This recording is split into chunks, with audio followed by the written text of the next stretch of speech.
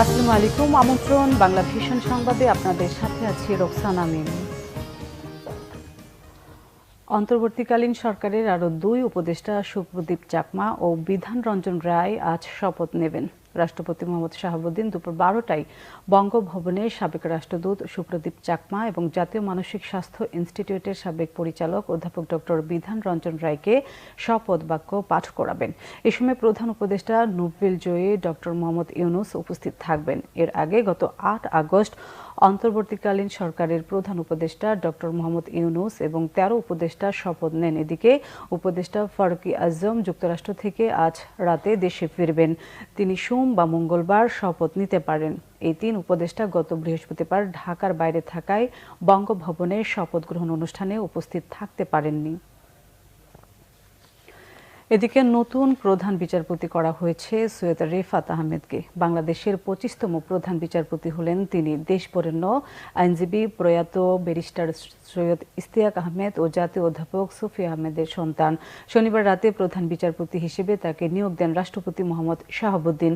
এ বিষয়ে প্রজ্ঞাপন জারি করেছে আইন মন্ত্রণালয়। এতে বলা হয়েছে, সংবিধানের 95-এর 1 অনুচ্ছেদে দেওয়া ক্ষমতা বলে রাষ্ট্রপতি মোহাম্মদ শাহাবুদ্দিন হাইকোর্টের বিচারপতি সৈয়দ রেফাত আহমেদকে বাংলাদেশের প্রধান বিচারপতি হিসেবে নিয়োগ দিয়েছেন। এই নিয়োগ শপথের তারিখ থেকে কার্যকর হবে। আজ প্রধান বিচারপতি হিসেবে তিনি শপথ নেবেন। দুপুর 12টায় রাষ্ট্রপতি তাকে শপথ পড়াবেন। সৈয়দ রেফাত আহমেদ 2003 সালে হাইকোর্ট বিভাগের অতিরিক্ত বিচারপতি হিসেবে নিয়োগ পান। 2005 সালে হাইকোর্ট বিভাগের বিচারপতি হিসেবে তার নিয়োগ স্থায়ী হয়। আজ দেশে ফিরেছেন বিএনপির স্থায়ী কমিটির সদস্য সালাহউদ্দিন আহমেদ। দীর্ঘ 9 বছর ভারত অবস্থানরত বিএনপির স্থায়ী কমিটির সদস্য সালাহউদ্দিন আহমেদ আজ দেশে ফিরছেন। ট্রাভেল পাস পাওয়ায় তিনি নয়াদিল্লি থেকে ঢাকায় আসছেন। হযরত শাহজালাল আন্তর্জাতিক বিমানবন্দরে সালাহউদ্দিন আহমেদকে বহনকারী ফ্লাইটটি দুপুর 2টায় অবতরণের কথা রয়েছে। 2015 সালে 10 মার্চ রাজধানীর উত্তরা থেকে সালাহউদ্দিন আহমেদ নিখোঁজ হন। 62 দিন পর 11 মে ভারতের মেঘালয়ের শিলংয়ে তাকে উদ্ধার করে স্থানীয় পুলিশ। ছাত্র জনতার গণ অভ্যুত্থানের পর নোবেল বিজয়ী ডক্টর মোহাম্মদ ইউনূসের নেতৃত্বে যাত্রা শুরু করেছে অন্তর্বর্তীকালীন সরকার। নবীন প্রবীণের এই সরকারের প্রতি আকাশচুম্বী প্রত্যাশা সিলেটবাসীর। প্রশাসনিক সংস্কার, অর্থনৈতিক গতিশীলতা, দুর্নীতি দূরীকরণের দাবি সুশীল সমাজ আর ছাত্র জনতার। আর দ্রুততম সময়ে একটি অংশগ্রহণমূলক নির্বাচনের দাবি সিলেটের বিএনপি নেতাদের। সিলেট থেকে দীপু সিদ্দিকের রিপোর্ট।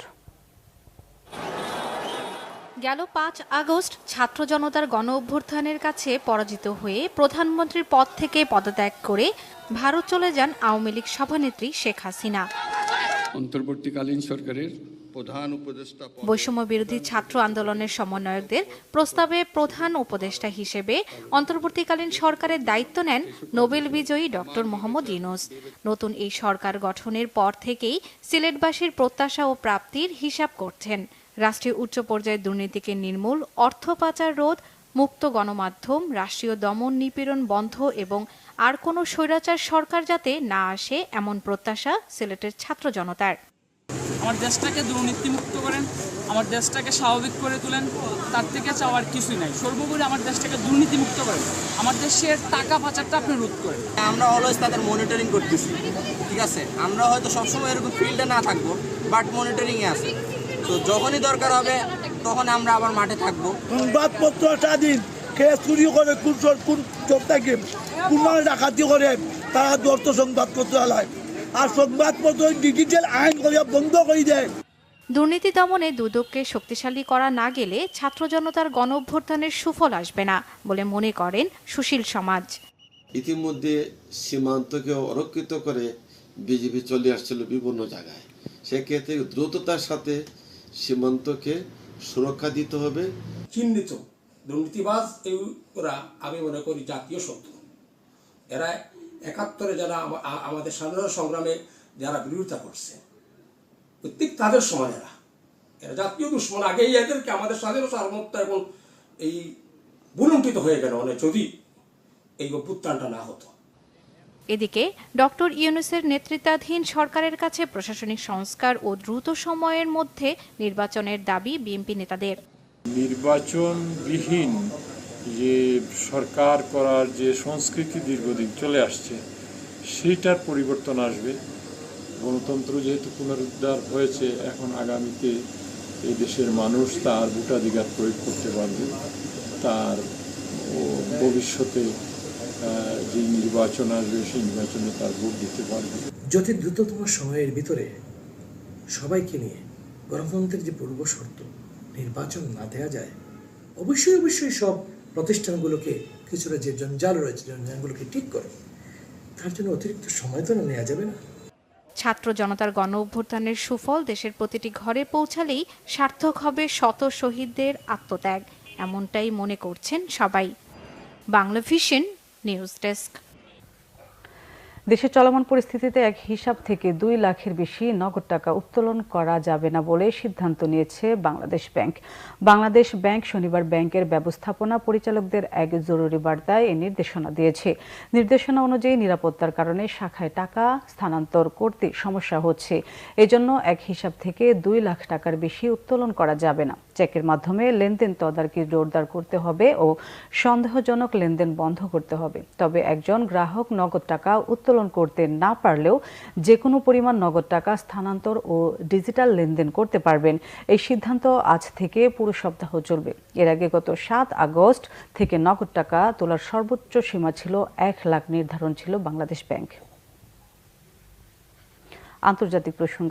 এবার ভোটের লড়াইয়ে তীব্র প্রতিদ্বন্দ্বিতাপূর্ণ 3টি অঙ্গরাজ্যে ডোনাল্ড ট্রাম্পকে পেছনে ফেলেছেন ডেমোক্রেট পার্টির প্রার্থী কমলা হ্যারিস।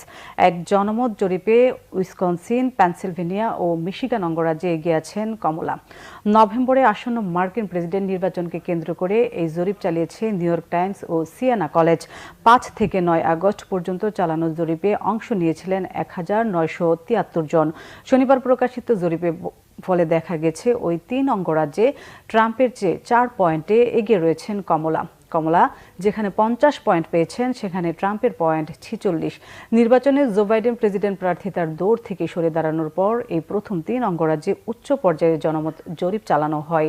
মার্কিন নির্বাচনে কোনো দলের জয় পরাজয় অনেকটাই নির্ভর করে উইসকনসিন, পেনসিলভেনিয়া ও মিশিগান এই 3 অঙ্গরাজ্যের ভোটের ফলের উপর। এই ছিল এখনকার মতো। পরের সংবাদ বেলা 12টায় দেখার আমন্ত্রণ রইল। এছাড়া বাংলা ভিশন সংবাদ ও সংবাদ সংশ্লিষ্ট অনুষ্ঠান দেখতে ভিজিট করুন www.bpnews24.com ও facebook.com/banglavisionnews এবং সাবস্ক্রাইব করুন youtube.com/banglavisionnews। এতক্ষণ সাথে থাকার জন্য ধন্যবাদ।